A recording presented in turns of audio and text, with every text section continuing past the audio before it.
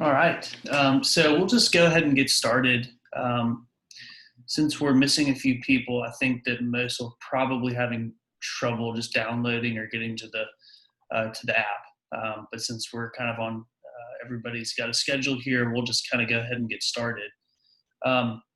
Looking from the participants on the call, I think most of y'all are familiar with American Exchange, so I won't spend too much time going over the company and really just want to point out that we've been working with the Tennessee IAP program since about 2014 with ACA Enrollment.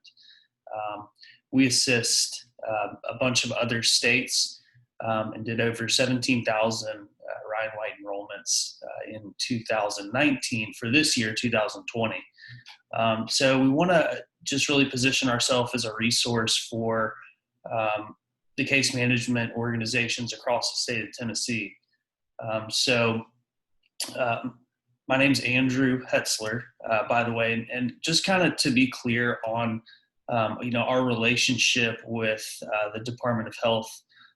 We do have a working relationship with them in that they know about our services and they're aware that we are working with individual case management organizations across the state, but we don't have any kind of direct, data sharing agreements with them, or we are not in any way kind of a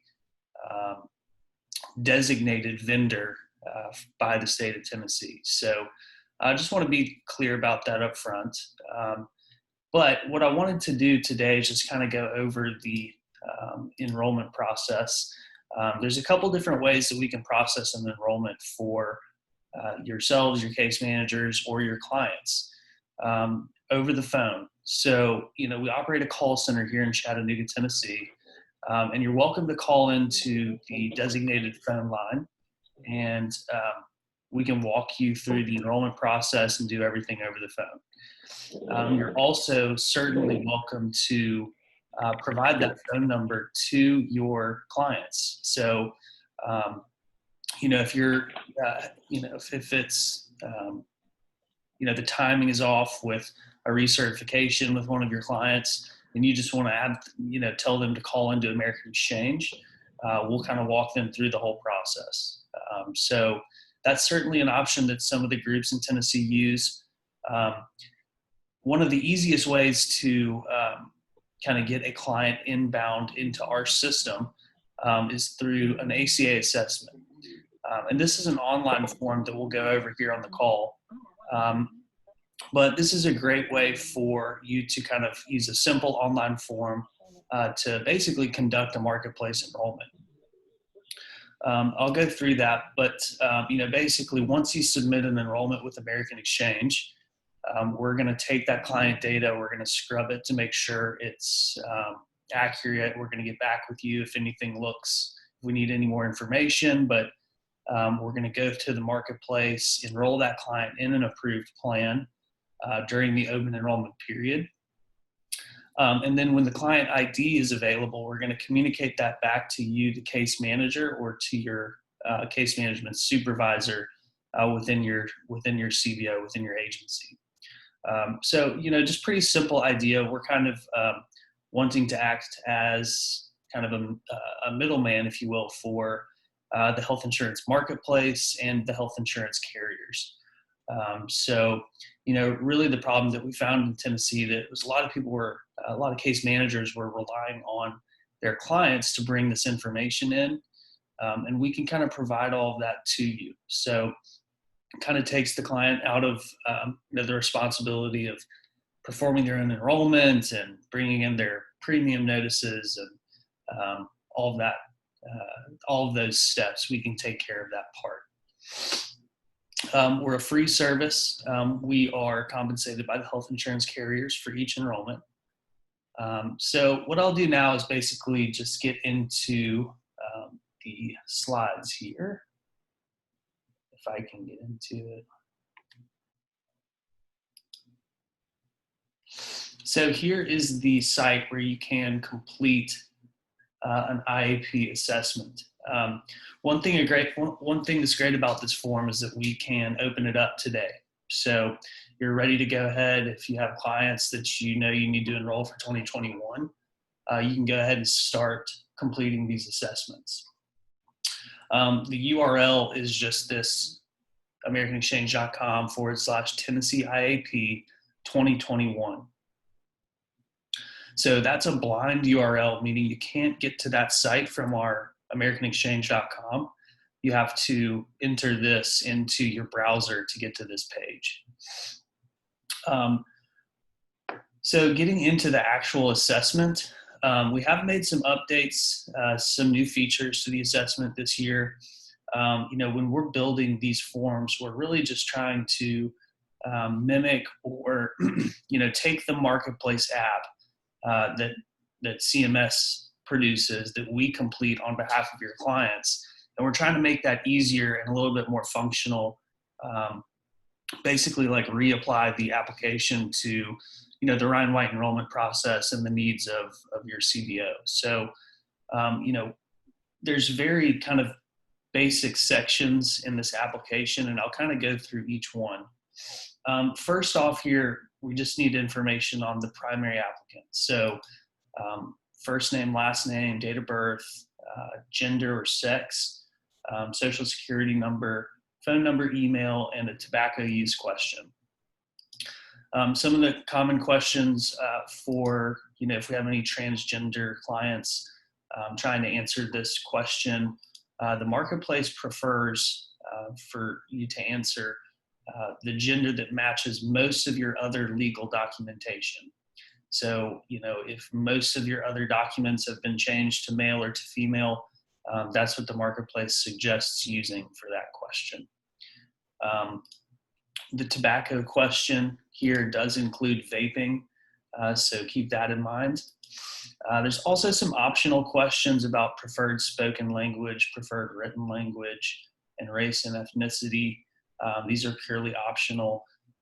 These preferred spoken language and written language questions are what will designate the Marketplace and your health insurance carrier to communicate with your client in those languages. So if you select preferred written language is Spanish, all of the Blue Cross Blue Shield or Cigna ID cards and information coming to that client will be in Spanish. So, keep that in mind if you have a client that prefers Spanish. There's a whole bunch of different languages. But if that's what you select there, that will ultimately be the kind of the result of answering that question. Once you kind of get past the basic information for the client, we're asking for the client's current income. So the Marketplace has changed their application flow when it comes to the income question. And one of the things, one of the most difficult questions about the Marketplace enrollment is trying to find your estimated income for 2021. That's a really difficult question for anyone to answer, especially given the pandemic with so many people receiving unemployment or being furloughed. It's going to be really difficult to answer that question. But what the Marketplace did was they changed their process. Basically, they're asking for your current income.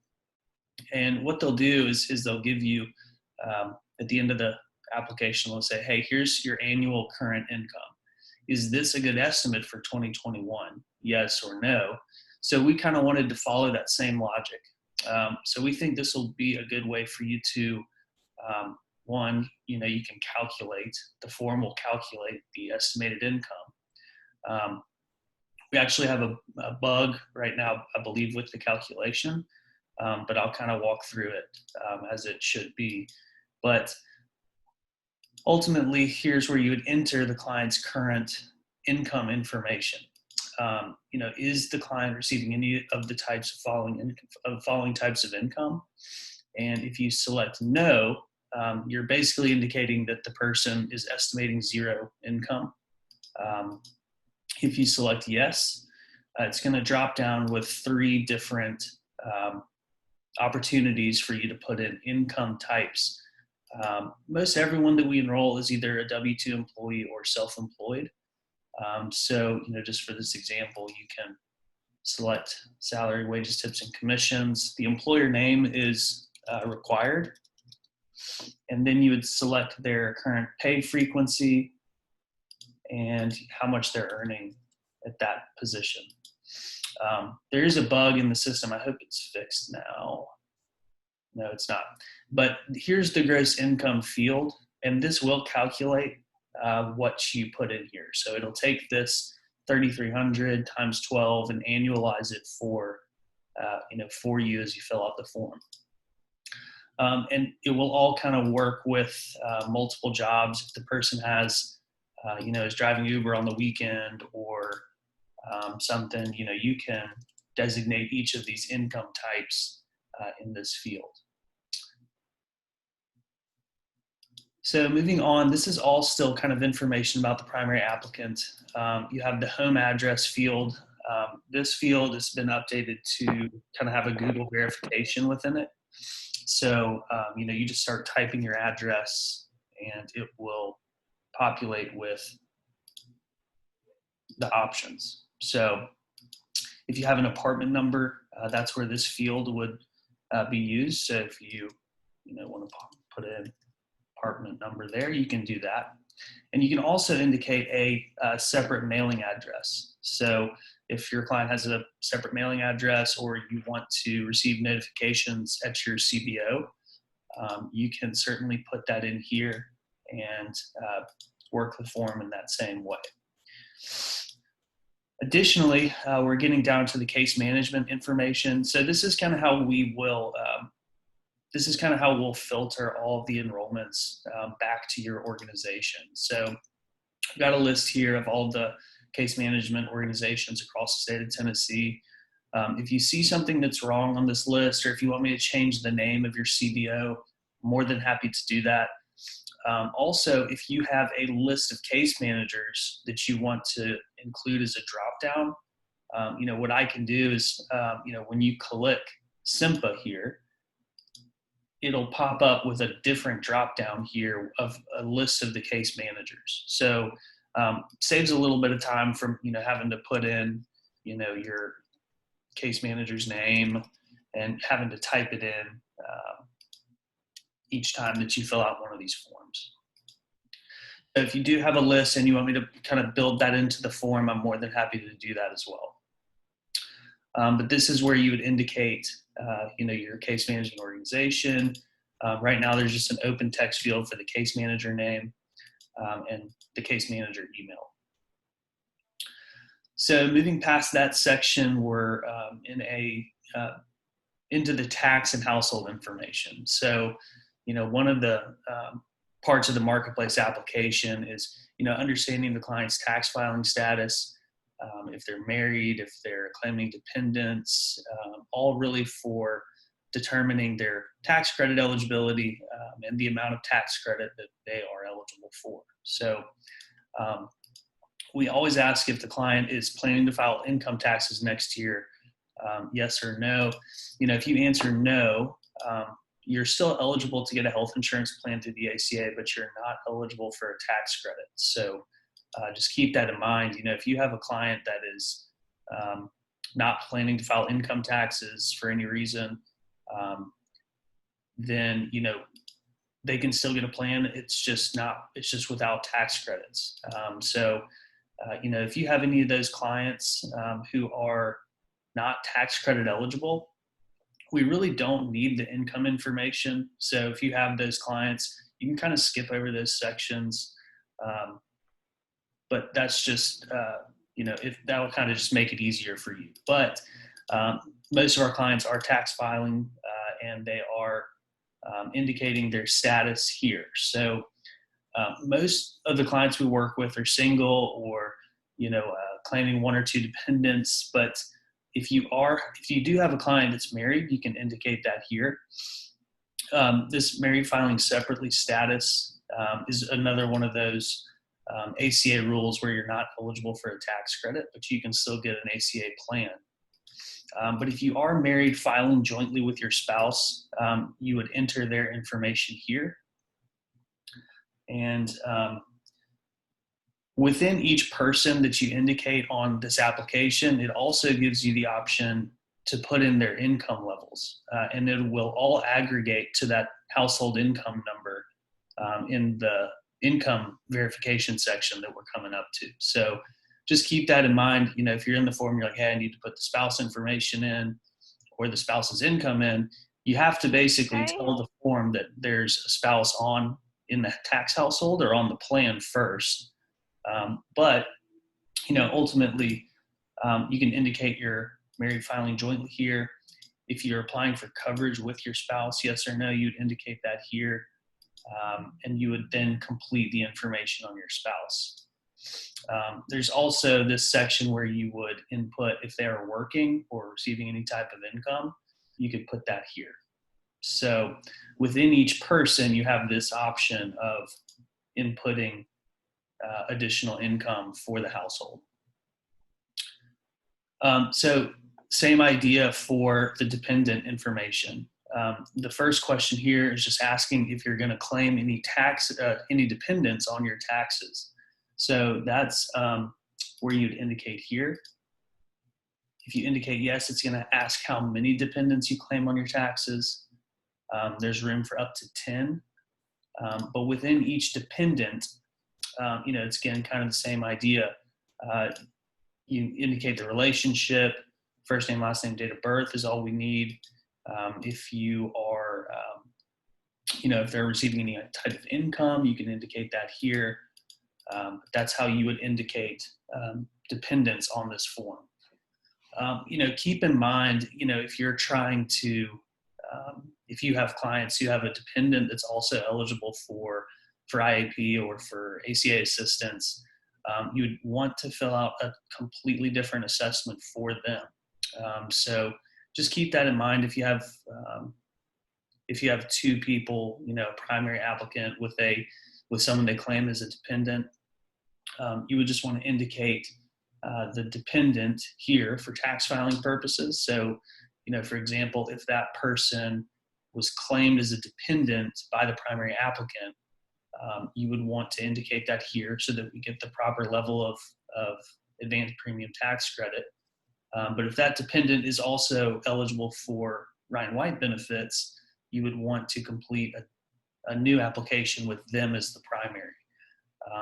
So if you have any questions about that, let me know. Or if you have any kind of strange situations that you're unclear about, let us know. You're certainly welcome to call into the call center using that same number and say, hey, here's a situation I have. I'm not really sure how to complete this form, or can you do it for me over the phone?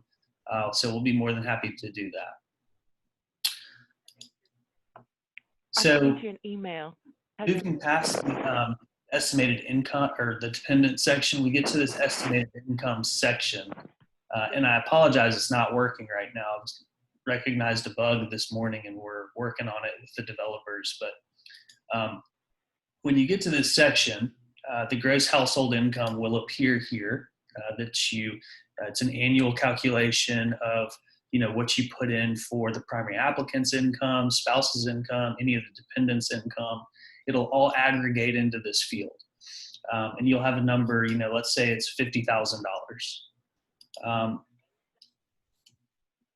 I'll just put that in there for now. Typo error on here. You could then put in your household size and it'll calculate the FPL for your client.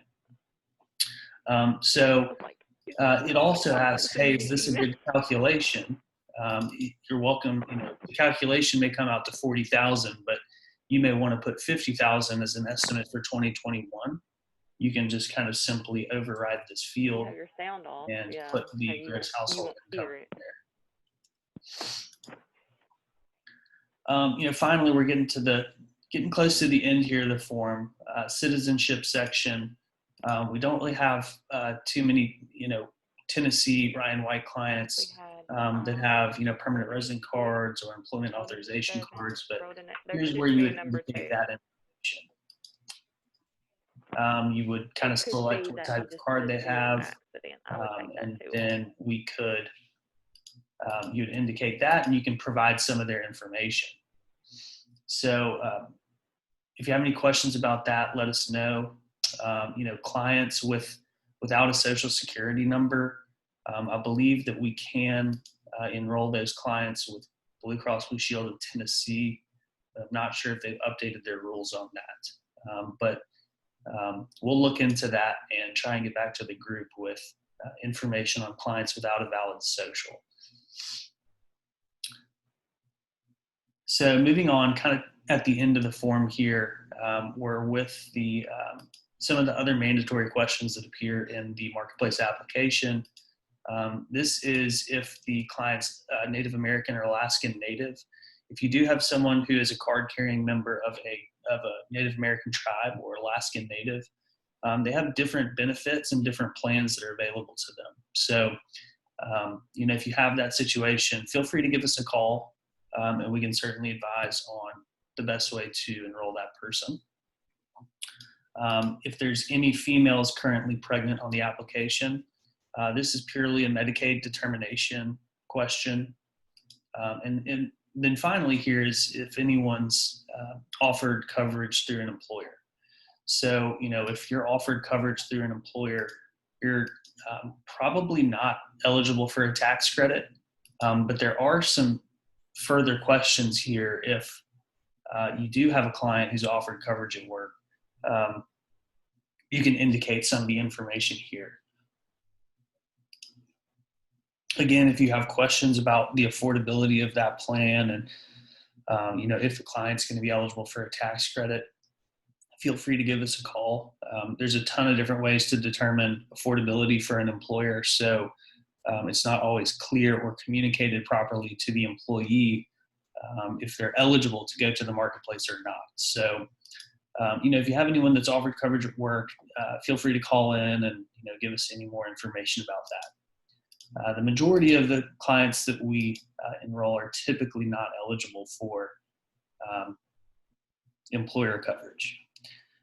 So this is the pre-assessment form, but there currently is a special enrollment period in here. We're going to basically hide this part of the form, but ultimately, after open enrollment on December 15th or 16th, we will unhide this section of the form so that as we go through 2021, you're able to indicate or refer for enrollment any clients who have lost coverage or moved from out of state to Tennessee or have been released from incarceration. Those are the three SCPs that we see most frequently.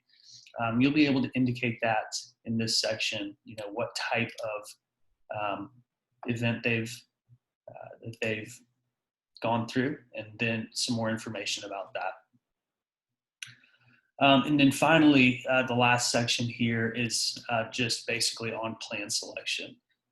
So, right now we don't have all of the plans that are going to be available for 2021.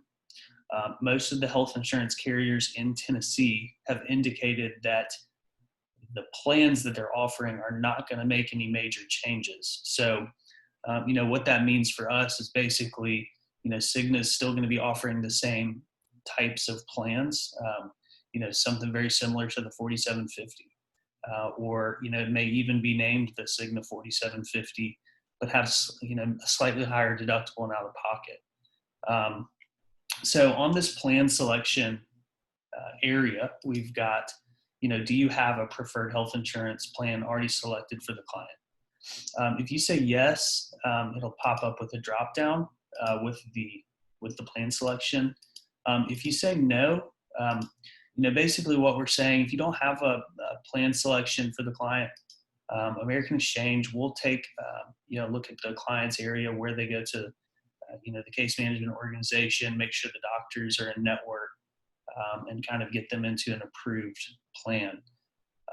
We've got a great understanding of what, the clients in the different areas, what the best network is. And, from those of you who have enrolled with us in the years past, what your basic preferred plan is.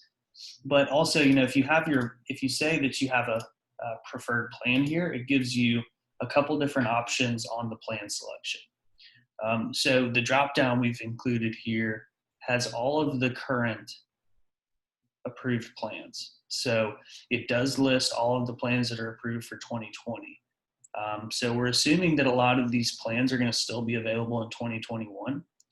So if you know you want the Cigna 4750, you can indicate that here.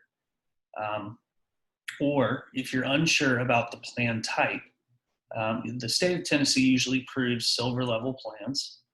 So you can indicate on this form if you want the Blue Cross Blue Shield of Tennessee 2021 lowest cost silver, and same for Cigna, Oscar, and Ambetter. So if you just want to say, hey, American Exchange, I want you to enroll the client in the lowest cost Cigna plan for 2021, you can indicate here that on this form.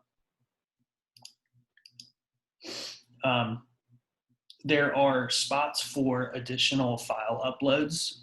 So if you have any kind of information about the client's prescription drugs, you want to make sure that they're covered. If you want to make sure that a particular doctor is covered, you're welcome to upload like a list of doctors and prescriptions, or if you have a client's authorization, the green card, permanent resident card, you can upload a picture of that to us. There's an open text field here for any kind of special instructions. This is just open text. You can type as much as you want or as little as you want. Just kind of any special instructions on this particular client. And then finally, there's just an authorization. Basically, this is just something that we put in there so that, we want you to understand that, we're basically working on the behalf of your clients to help them gain health insurance coverage. We're not marketing any other products to them. We're not going to contact them directly without contacting their case manager first. Just basically understanding that we're representing we're representing your clients with health insurance carriers and with the marketplace. So what that means basically is, if you call in with a customer service issue, we're going to call into the marketplace or to the health insurance carrier. And as an agent, we're able to discuss those clients with their customer service team and resolve any issues that may come up with the client. So you would click this acknowledgement and hit submit. There's a confirmation email that will go out to the emails that are placed in the case manager email field. So whatever email you put in there will get a confirmation email that the assessment's been received. And there will also be an email that goes to the client. I know a lot of clients may not have working emails. So if you have, we are requiring an email for each primary applicant. If they have a working email address, that's great. We would love to have that. But if not, you will have to kind of, I would just put none or no email at gmail.com or something in there, just something obvious. But you'll get a confirmation email on the submission of each assessment. And then additionally, for those of you who do have access to Surefire, our IBMS system, once you submit an assessment, you should be able to see the assessment in your login. But, again, we won't be able to process enrollments until November 1st. So you won't see any kind of premium or plan information in there until that time. So I think that's really it as far as the things I wanted to cover on the form. But, I want to open it up to any questions. I'm going to send out this recording to the group. But if there's any questions, there's a chat feature, or if you have anything, you're welcome to email me. So does anybody have any questions?